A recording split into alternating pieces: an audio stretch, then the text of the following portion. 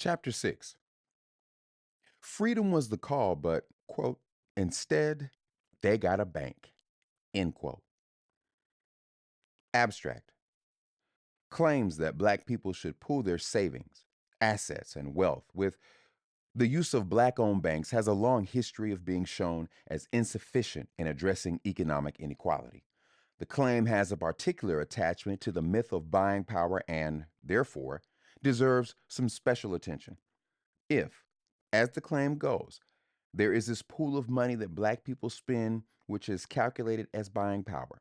That money should be deposited in black banks, which would allow those banks to better serve black communities. However, this myth, being built in part upon another, that of buying power, assures, as its history makes clear, that banking black cannot solve inequality. Keywords: banking, hashtag buy black, hashtag bank black, hashtag Black Lives Matter.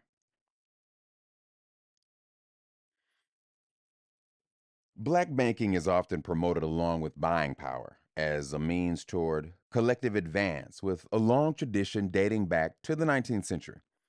From the post-Civil War era to the 21st century, from the Freedmen's Bureau to hashtag Bank Black, there continues some form of the idea that redirecting existing black money, buying power, into black banks can be a collective corrective measure to persistent inequality. Even most recently, it was reported that the stars are aligned, literally, between the bookends of Killer Mike's call to action in July 2016 and Jay-Z's 444 in July 2017. Both artists are sending the black community a clear message to use our $1.2 trillion in annual spending more purposefully. Both artists are promoting collective economics. One United Bank press release 2019. First, it must be noted, again, that the quote, bookends, end quote, of Killer Mike and Jay-Z are meant to represent the breadth of black politics adopting the practices of supporting black business, banking, and buying power. Killer Mike is often considered more politically left, supporting Bernie Sanders, marijuana legalization, and offering at times politically thoughtful lyrics, most famously as part of the multiracial duo Run the Jewels. Jay-Z has a far more corporate Democrat, supporter of Hillary Clinton, quote, black Republican, end quote, songwriting persona. But both adhere to variations of buying power and black banking and are used by One United Bank in a public relations hashtag Bank Black project, which promotes depositing black dollars into a privately owned black bank as, quote, collective economics, end quote. Secondly, it is also worth noting that rarely do any discussions of banking black or that buying power include references to criticism of the idea, historical or otherwise. The long history of debate around the effectiveness of black banks to serve the needs of black communities is further suppressed by the promotion of headline grabbing numbers, in part by the very outlets producing the numbers and the headlines. We have seen already how the commercial black press, as largely a subsidiary class function area of the mainstream, helps to produce buying power reports while not offering similar space or time to direct critiques or even indirect reporting, which details another economic reality. So, for example, this most current iteration of the call from hashtag Bank Black, much like its 19th and 20th century antecedents, encourages saving money in black banks and uses celebrities to promote the easily digestible call to action. However, this largely works to suppress long existing intellectual and activist debate around the subject and the copious research over the decades which detail, at minimum, a far more precarious history of black banks as models of black communal uplift. The implicit, and at times explicit, claims attached to each renewed call contains some form of the associated buying power myth that black uplift is inhibited largely to the failure of black people themselves. Though beyond the scope of this work, there is a tremendous body of literature which has attempted to clarify, from verifying perspectives, the history of black banking. While there may be varied opinion as to the specific causes, there's a general unanimity around the insufficiency of black banks as mechanisms to advance the entire black community. The unscientific observation that an objective reality filled with persistent inequality, and worse, is proof of the inability of black banks to solve these problems is supported by the fact that so many, for so long, have looked to explain why. Be it the previously mentioned work of O'Farrill, 1970, Bremer, 1971, Bates and Bradford, 1980, Ammons, 1996, or the more recent study, 2015 UFE State of the Dream Report, quote, underbanked and overcharged, end quote. There are themes which run throughout, none of which seem ever addressed in popular hashtag bank black style calls to action. Among the paralleling themes challenging black banks are, of course, centuries of exclusion from capital, paid labor, or public policy support for the establishment and protection of black banks. There are issues of higher labor costs and servicing fees and rates of private versus government deposits. But essentially, while there is debate as to severity, impact, or potential, the primary issues facing black banks are similar to the underlying problem facing claims of black buying power. Black people do not have enough money. Black people do not have enough to deposit, wealth to offer as collateral, nor the ability to circumvent persistent white supremacist devaluations of black housing, land, or business to generate the kinds of banking, economic strength required to serve the needs of a black community. As has been summarized, quote, black banks should be viewed as institutions facing typical small bank problems, end quote. Bates and Bradford, 1980. The primary question here would then be, why should it be expected that any, quote, small bank, end quote, could solve the very large economic problems faced for centuries by Black America?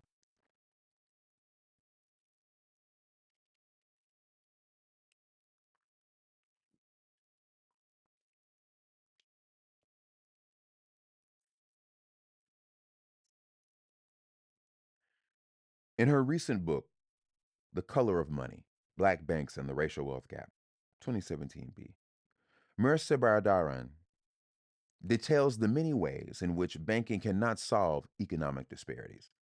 In fact, as she points out, quote, black banking has been an anemic response to racial inequality that has yielded virtually nothing in closing the wealth gap, end quote.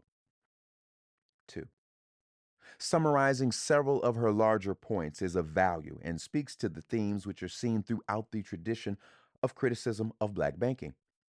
The first is that black banks cannot solve problems of inequality because of the very nature of banking, and ultimately the white supremacy carried out through public policy, which both limits the income and wealth black people have historically and today been able to accumulate, and which mitigates material gain by devaluing what black people own. As she points out, for instance, black people, by racist policy, earn less and, therefore, have less to invest or deposit. The property available to black people, and due to racist devaluation, the property black people end up with cannot generate the kinds of profits banking home loans would be designed to bring back in returns. And because black banks are too small, containing what is too little wealth held by black people, the profit banks rely on, that which would normally come from investing depositors' accounts in the global market, is also unavailable to these black banks. This, as Baradaran describes, is a, quote, combustible situation over time, end quote. Five. In fact, as she writes, and as we discussed during our interview. Well meaning efforts to have black people move their money over to black banks actually hurts those banks, contrary to what is promised by popular calls to bank black. Because these banks are largely isolated from larger economies and are often dealing with small, incremental deposits and savings, and historically have had less return on investments or loans, all of which cost banks to service. There is little that they can generate to actually perform the community uplift often ascribed to their potential. For instance, the call to deposit black income in black banks does not help small banks, black banks as is assumed. Deposits, Bardarin points out, quote, are liabilities, end quote, to banks. Deposits become debt, which banks must service with interest and have covered and available should any depositor want her money at any given time. Bardarin, 2017a, November 4. Unlike larger banks working with much larger sums, and with full access to invest those sums in the global economy, assuring greater returns, black banks cannot cover, cannot afford to loan out, and do not recuperate loans at the same rate and with the same levels of profit as described above. Black banks may want to self promote as being one with political movements and with the people, but they, as Bardarin noted, do not really find value in what most black people can deposit. This was evidenced more recently, February 10th, 2017, when it was reported that the black owned Seaway Bank of Chicago closed and was sold off due to, quote, operations of an unsafe and unsound nature that resulted in inadequate capital to protect its depositors, end quote. Kinney, 2017. As the story continues, quote, prior to its acquisition by the State Bank of Texas, Seaway Bank had approximately $361.2 million in total assets and $307.1 million in total deposits. The FDIC's press release stated, but the institution's heavy involvement in the hashtag Bank Black movement last year still wasn't enough to secure much needed depositors from the African American community, end quote. Emphasis added. During the resurgence of the tradition under the banner hashtag Bank Black, it was reported in 2016 that, quote, the U.S. had 23 black owned banks, credit unions, or savings and loan associations as of March 31, according to the Federal Reserve. The nation's 156 minority owned banks collectively hold $131 billion in assets, end quote. Bomi, 2016. That number would then be down to 22. The precise number of black banks reported existing in 1969. Bates and Bradford, 1980 379. And with roughly 360 million fewer dollars in total, quote, minority owned, end quote, banking assets. The reporting misleads in this instance by describing collectively the, quote, assets, end quote, of, quote, minority owned, end quote, banks, as if this were one entity working in unison under unified direction with a unified purpose, as would be the case in one bank. The distortion is further compounded by also then not doing the same as it regards white owned banks. The reported $131 billion in, quote, minority owned, end quote, banking, quote, assets, end quote, would put the collective value held by 156 banks as only 16th among the top U.S. based banks alone. The top three of those banks, J.P. Morgan Chase, Bank of America, and Wells Fargo, each alone have assets in the trillions. U.S. Bank Locations 2019. One of these banks by themselves has nearly 10 times what all the so called, quote, minority owned, end quote, banks have combined, and therefore can use those assets to create even more vast wealth in ways black banks never can. The wealth and opportunity these dominant banks generate is routinely used, absent detail, as reference points for the claims that black banking can in some way create similar realities for black people. But gaps in society play out at all levels, and banking is no different. What myths of black buying power, banking, capitalism all deny, aside from real potential, are histories of previous critique. As was mentioned earlier regarding buying power, Bardarn also summarizes traditions of black attempts to engage black banking and criticism of those efforts, and from across the black political spectrum. As has been the case with its smaller cousin buying power, black banking has been supported by the full panoply of black political varieties and for much the same reason. A fundamental misunderstanding of definition and function have many, even the well meaning, to assume their ability to make use of these endeavors in ways perhaps even unintended by those who made them available. From Frederick Douglass, Booker T. Washington, W.E.B. Du Bois, Marcus Garvey, Martin Luther King Jr., Malcolm X, Jesse Jackson, the Black Panther Party, to Barack Obama, all have, for various reasons, supported the value of black banking. Today, the bank black concept is championed by new pundits in leadership, such as Killer Mike, T.I., and hashtag Black Lives Matter. But, as remains the case today, and is certainly the case with buying power, criticism of black banking and capitalism have long suffered an inattention reserved only for those often dismissed as crushing hope or being marginal themselves. However, there has been a tradition of even mainstream economic critique of black capitalism and banking, the focus of which has largely been that public policy or politics is the primary determinant of wealth creation, distribution, and specifically of banking. For instance, the work of Andrew Bremer, a black Harvard trained economist, and first black governor of the Federal Reserve under Lyndon B. Johnson, described black capitalism and banking as a, quote, cruel hoax, end quote,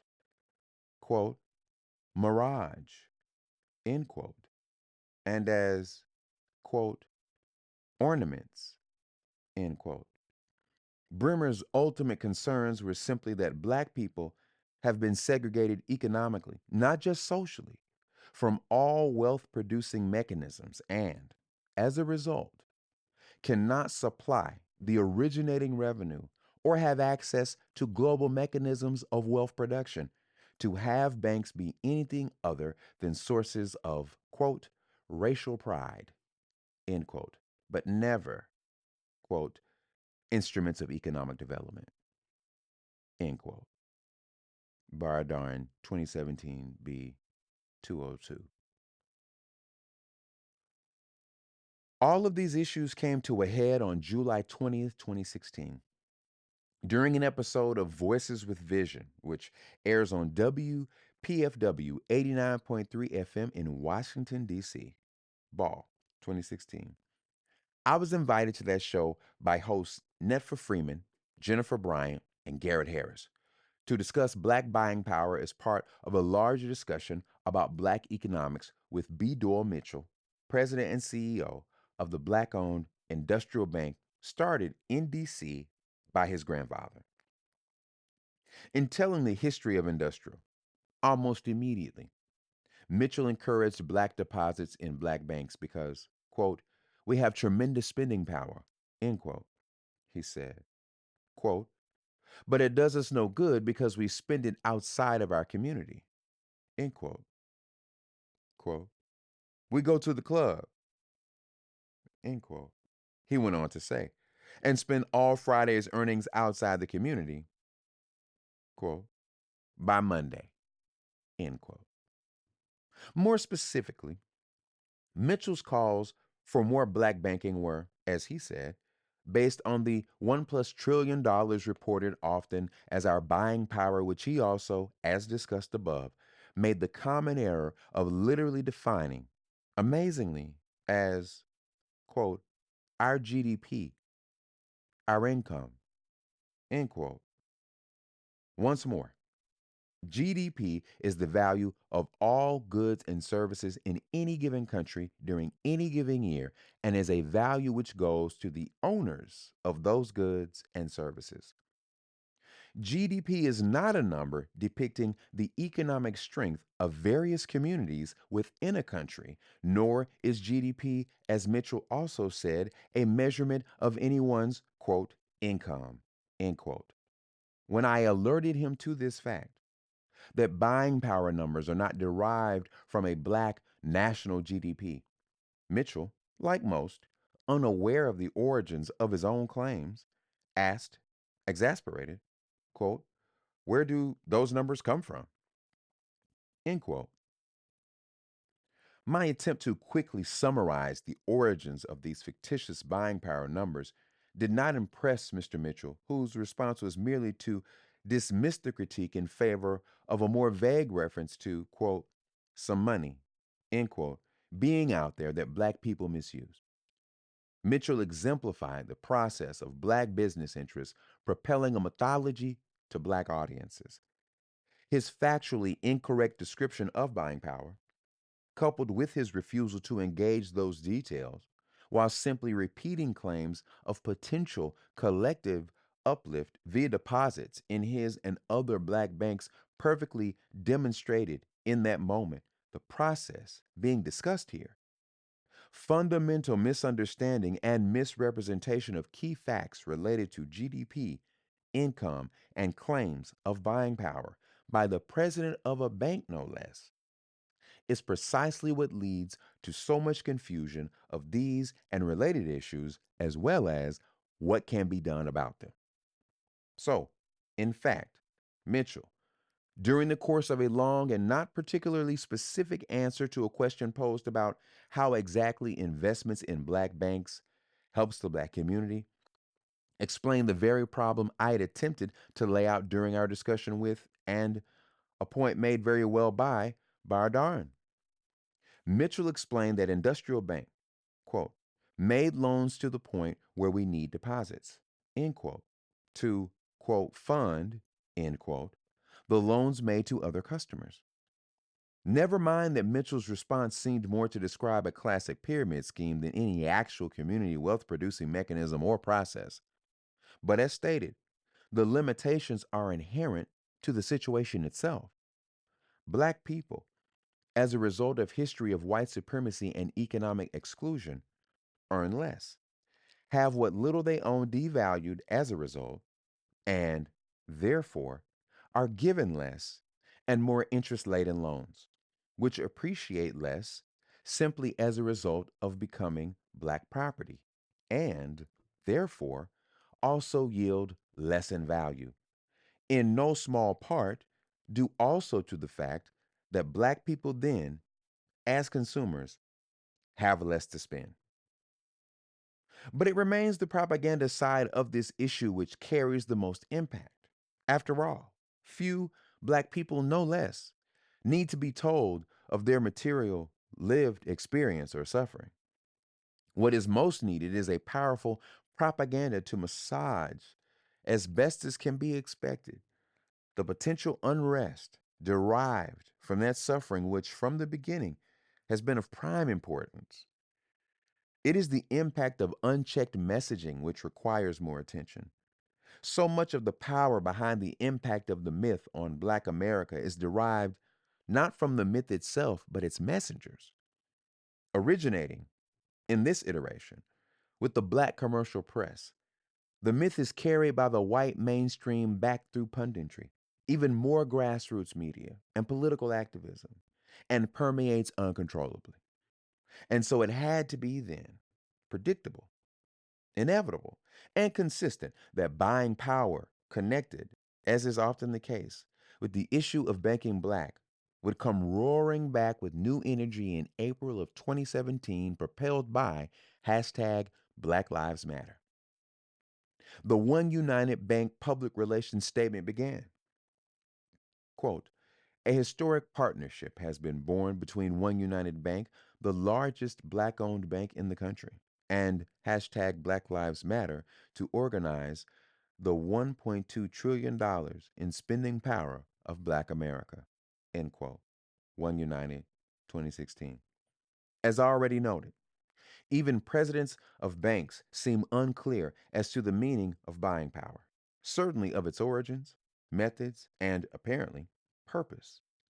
If black owned media and banking institutions, supported by all manner of political and religious pundits, organizations, academics, and activists, misrepresent and popularize the meaning of buying power, it stands to reason that newer formations containing younger and more politically inexperienced membership will follow suit. In this instance, it is irrelevant that this effort at banking black meant generating some revenue for bail payments to help some get out of jail or to attain some legal assistance. Similarly, it matters little that there is political disagreement over this particular tactic. Most relevant here is how the myth is propagated, goes unquestioned, and is carried across generations and political spectrums. And right on cue is the most current running promotion from that same One United Bank.